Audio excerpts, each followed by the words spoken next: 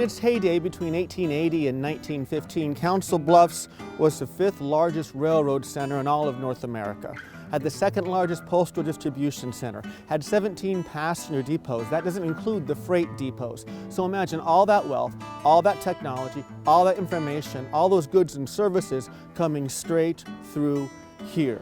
Council Bluffs has impacted more regional and even national history than most cities its size, and in fact even more than many cities much larger. You know, they say luck happens when opportunity meets preparedness, and that's what happened right here. And the railroad has really impacted just about everything to this day. We were positively unstoppable.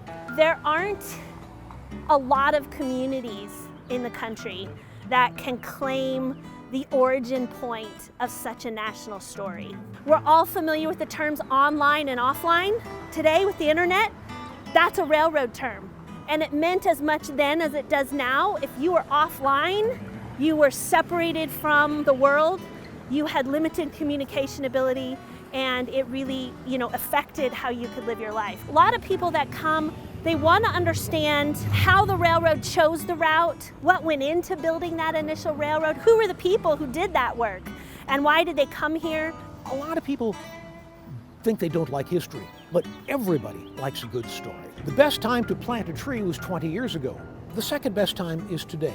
So it does no good to moan and whine over what has been lost, but it does maybe sensitize. We can learn from that and sensitize us as to, well, we have to be extra careful with what we've got left. We need to understand where we come from and decisions that were made to create the fabric of our communities around us. And we need to be honest about that history. We need to confront that history where necessary. And it is difficult to do that in the middle of a parking lot. It's not as impactful. I know you've heard the phrase, a picture's worth 1,000 words. Well, a historic building is worth about 20,000 because it transports you to another time and place. Local history, including the history of Council Bluffs, is important because we all need to be rooted.